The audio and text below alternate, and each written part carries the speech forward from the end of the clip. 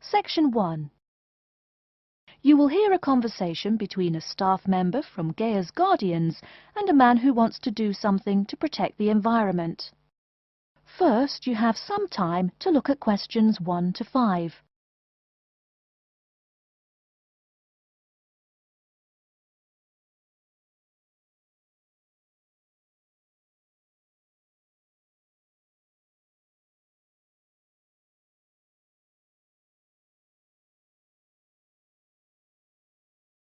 You will see that there is an example which has been done for you. On this occasion only, the conversation relating to this will be played first. Hello, how may I help you? Well, I've been seeing these yellow boxes in front of a lot of houses in my neighborhood. Just wondered what they were for. I noticed your phone number on all of them, so I called. Could you tell me about your business? We do recycling, but we're not a business.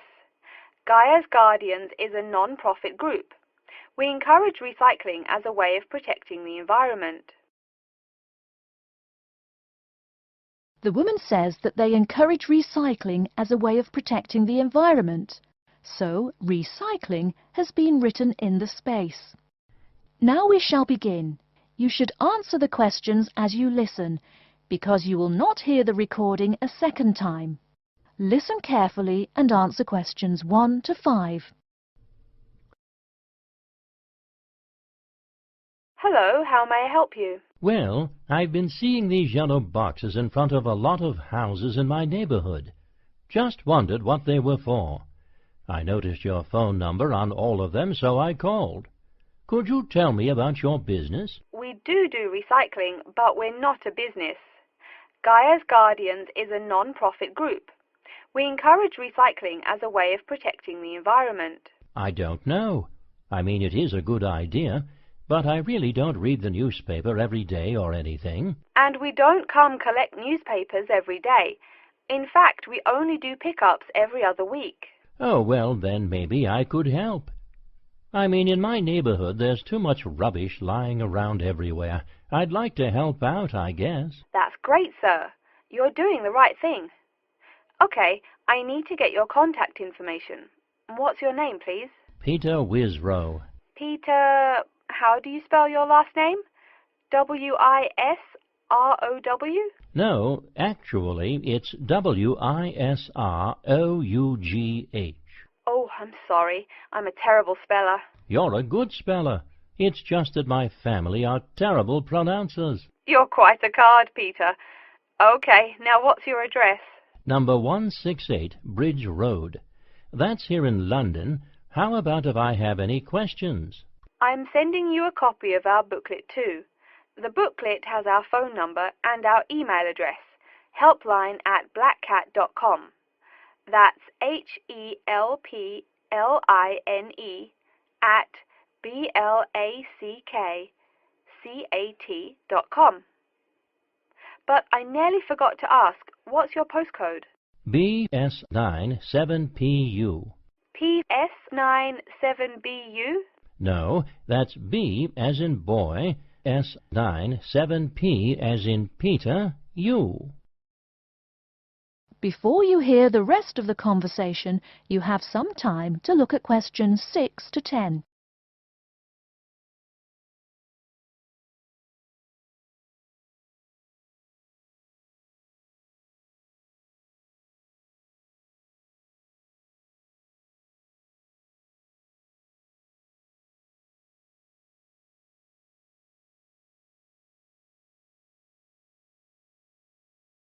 Now listen and answer questions 6 to 10. So I'm guessing those yellow boxes I saw are for recycled newspapers. Yes, that is correct, and it's free of charge. Wow, that's good news. Do you recycle anything besides newspaper? Oh yes, we recycle most everything. Glass, plastic, paper. Oh, so I can put like glass and plastic bottles in the box. Sorry again. Things like that you have to bring to our collection centre. And where is that? Our main centre isn't that far from you. It's actually right on the east side of Central Park. That new blue building? That's the one. Cool. Hey, what's with all those different colored boxes outside that place? Oh, that's for the different materials we recycle. The blue is for metal, the green is for glass and plastics, and the yellow, of course, is for paper. Okay. I'll try and manage to keep all that straight. Oh, no need. They're each labelled. Great. So which one would I put magazines in? Actually, they don't go in any of the bins. Unfortunately, magazines can't be recycled because of the material they're made of. It's such a waste. So, would you be interested in volunteering? I'll think about it. Could you send me some more info? Absolutely.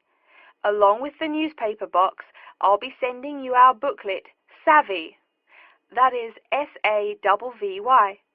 It tells you about what you can do to protect the environment in your daily life. Plus, it lists things you can do as a volunteer with our group. Hey, that's cool. Thanks. My pleasure. Do you have any other questions or concerns? Nope, that's it. That is the end of Section 1.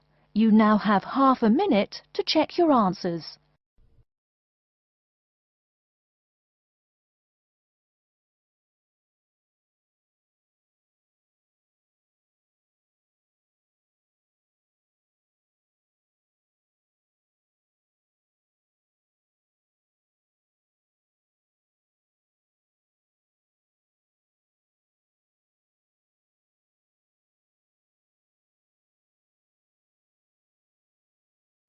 Now turn to Section 2.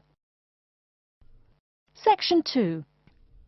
You'll hear an introduction about how to make a resume and apply for a job. First, you have some time to look at questions 11 to 17.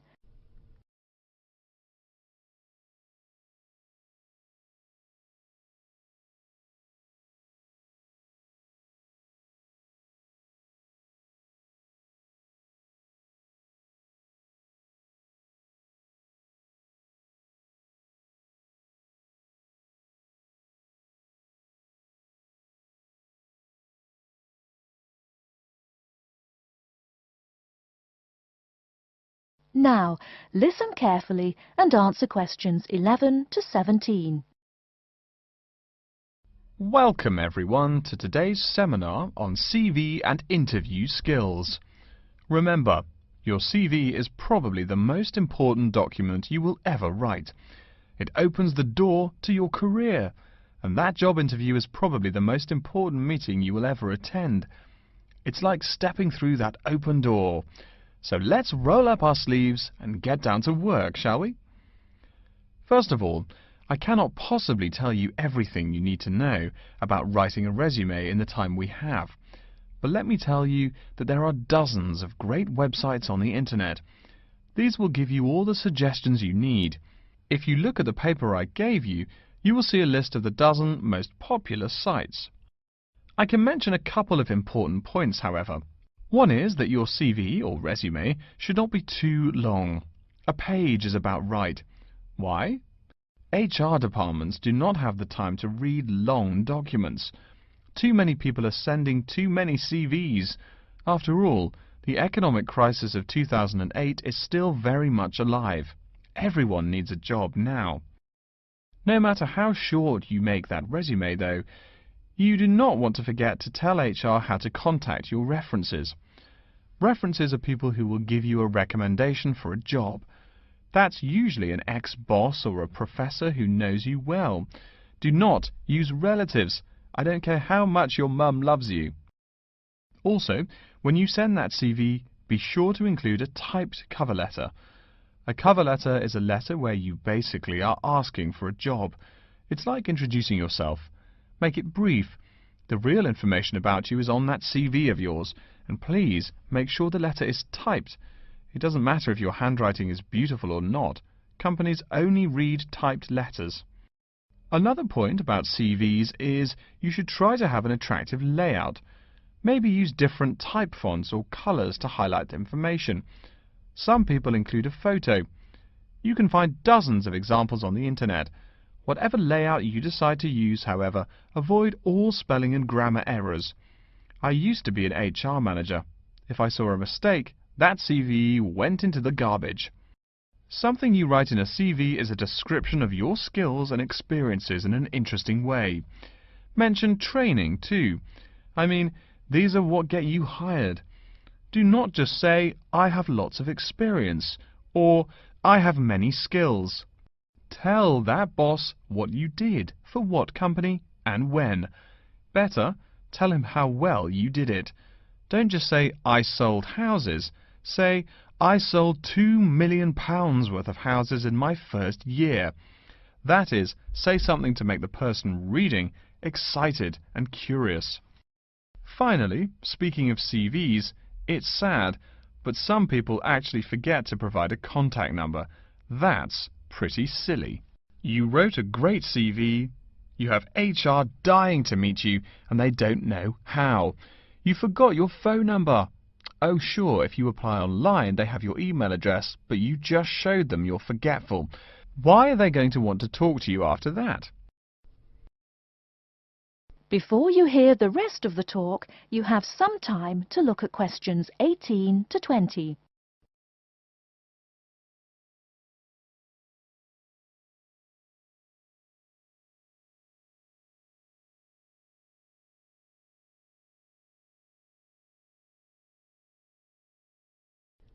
Now listen and answer questions 18 to 20.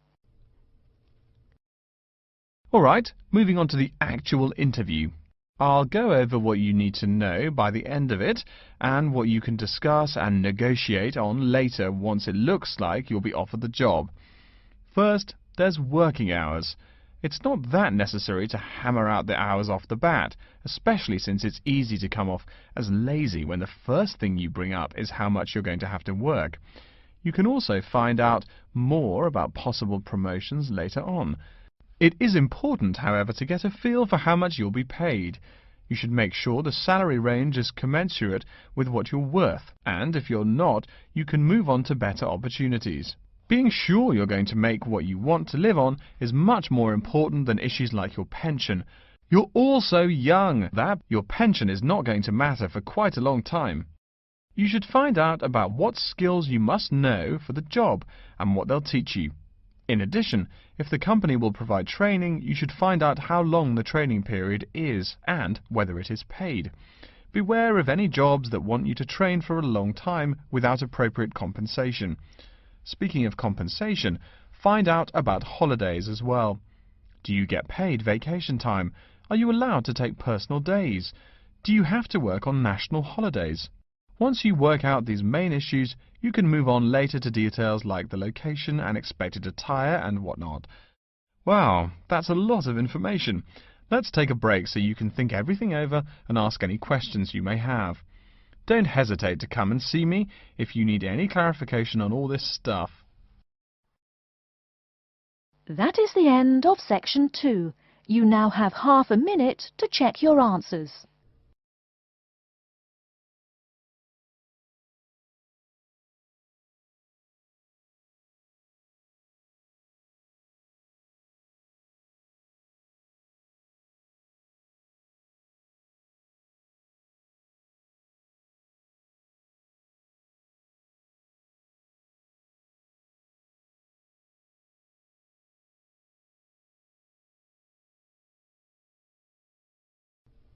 Now turn to section 3.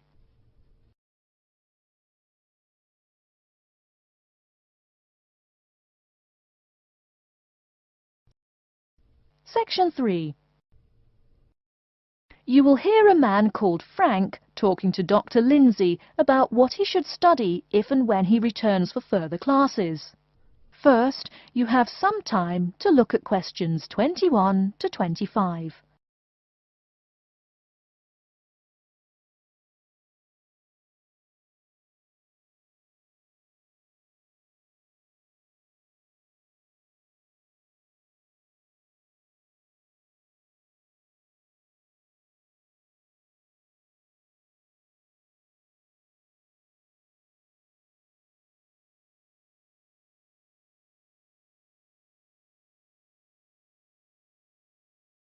Now listen carefully and answer questions 21 to 25. Hello, are you Dr. Lindsay, the returning student's advisor? Yes, that's right. Are you Frank? Your appointment wasn't until 2, but that's okay. Please come in and have a seat. Thanks. I like to arrive early whenever I have anything to do. That's certainly a praiseworthy habit. Let me see. It looks like you've taken a long break from school, and I understand you wanted to have a chat about what you should study if and when you return for further classes. It's such a big challenge. I don't know if I'm crazy for doing this or not. Believe it or not, I know exactly what you mean. Before I began working here at the university, I taught primary school for nearly 10 years. It takes a lot of courage to go back to school. I feel more shy and scared than the primary students I teach. In the schools I taught, I found today's youngsters are very sure of themselves. In terms of intelligence, I have a lot to teach them, and the maturity level of much of my class leaves something to be desired. But in terms of confidence, wow, a lot more confident than I am now, that's for sure. Stop fretting. A brave man is a coward who refuses to run. Let's talk about your strong points. You seem an intelligent man. What is it you would like to study? You see, I've been teaching children for a few years, but I think I'm happier teaching adults. I think teaching students in middle school is much more satisfying because they end up being much more grateful for your work. If I may ask, what got you interested in teaching adults? A lot of things, I guess. I met my future wife back in my first year of college. She always complains that I was more interesting then. She says that now I talk like I'm 7 years old.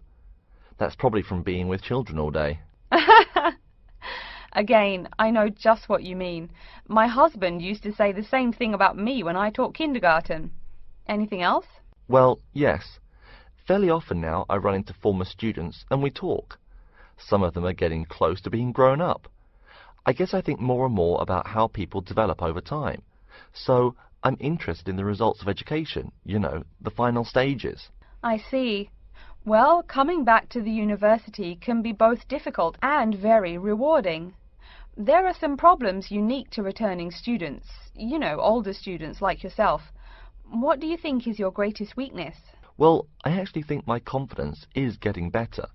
I'm definitely overcoming my introversion and starting to be much more comfortable in front of a class. To tell you the truth, I'm afraid I'm rather behind the times about many things. It's more difficult for me to chase after the popular things youngsters are fond of, such as iPhone, Twitter, if you name it. I think I understand. Before you hear the rest of the talk, you have some time to look at questions 26 to 30.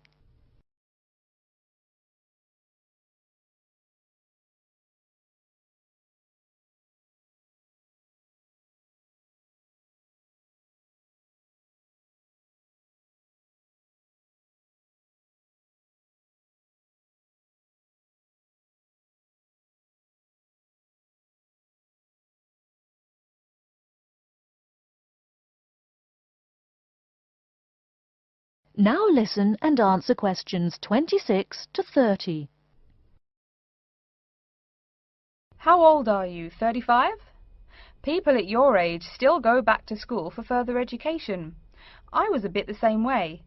I mean, I didn't study at university till after I had a family, a husband and one child. My point of view was a lot different from your average 18-year-old girls, I can tell you. Gee, that sounds pretty rough. A family and college? Clearly you weren't unsuccessful, though. It was, Frank, it truly was. My first term at school was extremely stressful.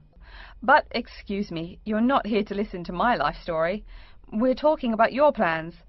Is there anything unique I should know about you or your past experience or plans? I'm afraid not. There is nothing interesting about my career or plans. It's really not too impressive. Now, I forbid you to talk like that. This is your one life, and if you're not interested, why bother living it? Don't be so humble, Frank. Okay. My wife says I'm a wimp. Let's talk about your dreams a bit.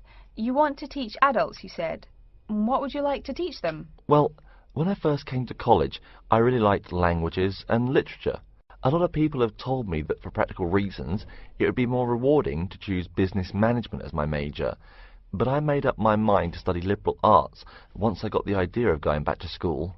I must say it's refreshing to meet someone who knows there's more to an education than computers and finance.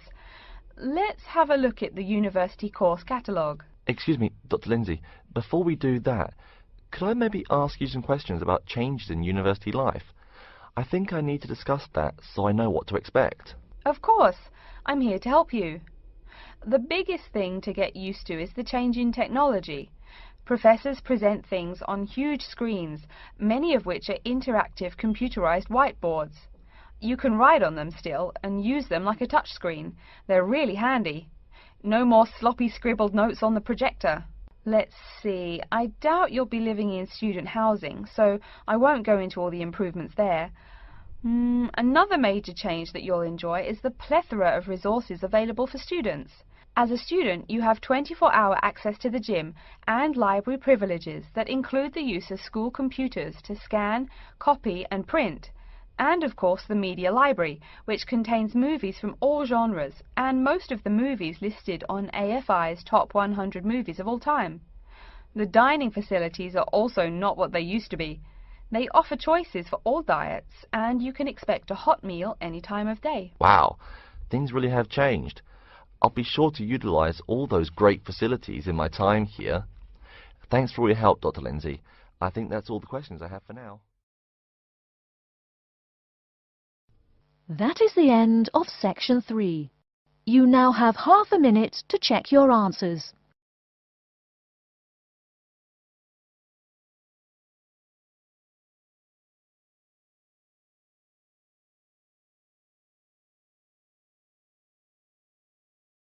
Now turn to Section 4. Section 4. You will hear an introduction about the curriculum and facilities of Wassamata University. First, you have some time to look at questions 31 to 40.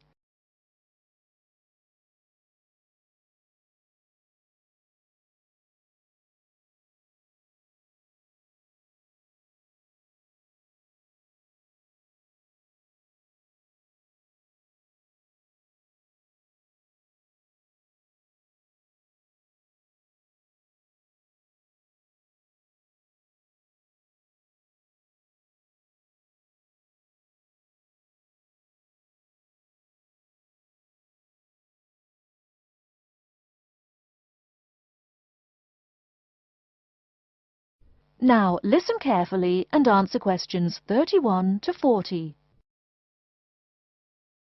Okay, and welcome back. During the short break we just took, several of you approached me with questions. So before going on with the orientation talk, I'd like to address those queries. As I found, if one person asks a question, probably a dozen others are wondering about the same thing. The first question is whether Wassamata University employs modules technology as an instruction method. The answer is yes, we do. At least that's what the university catalogue says. If some of you don't understand what modules technology is, don't worry. I googled the word but couldn't find it. Apparently though, it's a method of broadband wireless access. At least that's what an American company's website told me. But again, don't worry. If you need to know something more, your professor can tell you. Another question someone asked me was what tomorrow's workshop on research methods and skills was about. Well, research skills include any method you can imagine for finding and presenting any information you need. That's not just schoolwork either. Writing English, the native language for most of you, and finding a job are also research skills. And yes, those will be addressed in tomorrow's workshop. As you know, Wassamata University is one of this country's premier universities for the study of the dismal science, economics. Some of you, it seems, want to get a jump on their classmates. During the break, half a dozen of you came up and asked me where to find economics tomes. I know it's odd, but this school's library holdings are divided up between two libraries. Economics books are in the old library. If you look out of the window behind me, you can see it. It's the red brick building. Oh, before I forget, you economics types also need a lot of math, am I right? Well, those math books are neither in the old library nor in the new one. They can be found in the math department building. Why am I telling you this? Doesn't the invisible hand guide economists? Maybe it's good you asked. In 2008, that hand shoved most of the world economy off a cliff, didn't it? Now, I realize that most of you couldn't bring a computer printer or a photocopier from home. So I'm sure you're already wondering where you can copy things like term papers, internet articles, and things like that. I have some good news and some bad news. The good news is that there are a number of places you can make copies. These include both libraries and the Student Union building. Now the bad news. I'm sorry to say, most classroom buildings and academic departments do not have copiers students can use. So most of the large buildings you see around campus do not have copiers for students. The copiers there are reserved for professors and office staff. Oh yes, I nearly forgot to tell you. If you need to have printing done, all the copiers available to students are laser printers. Plus, for your convenience, you can pay using prepaid cards. You can get those in the Student Union building. That just covers the questions put to me. If you have more, please see me during the next break at 2:15. Right now, though, I'd like to start to give you a rundown on the various facilities here on campus. That way you won't get lost so easily in the weeks to come. I've been told that this year's incoming class features a large number of married students and parents. So you must be wondering where to put the baby while you're in class. Okay, right now we're in the Student Union building, right? Remember the big doors in front where you all came in? If you go out of the building, you can see the nursery is just on the other side of this building. It's only about 20 meters away. Convenient, eh? Next, we're all from different places around the country. Some of you are from other countries. That means we're pretty likely to get sick during the first months of school as we expose each other to many new viruses. So where's the doctor? Of course, you need to find the Medical Services Center, which is on the right as you leave the building. Remember, that's the second building on the right. And if you look out of that window, you can see a lot of antenna and satellite dishes on the roof. So that's what we call the Media Center. Yeah, I know, I think it's confusing too. The Media Center is next to the Medical Center. The chairwoman of the journalism school on the first floor doesn't like it when people who wander in there mistake her for a nurse. Chances are you'll have at least one math class while you're here. That red building there, just outside to the left, is the math department building. I know, it looks about as old as the subject of math, but I assure you that the inside is equipped with state-of-the-art classroom equipment, including interactive chalkboards and surround sound in every room. Oh, can you see the back building there? Yes, behind the Media Center. Quite new, isn't it? That's the new library, just decorated. They're back to back, you might say. If you look just to the left of it at the lower, older-looking building, you'll find the old library. It's nice and quiet, perfect for those marathon study sessions during exam week. Since the weather is so nice, why don't we stop looking at our maps, but go for a walk around the campus? That is the end of Section 4. You now have half a minute to check your answers.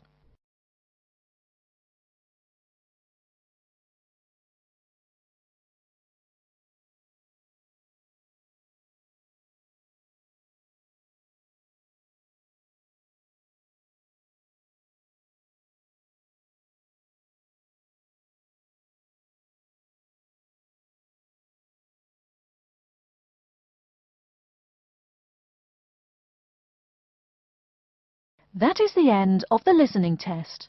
In the IELTS test, you will now have 10 minutes to transfer your answers to an answer sheet.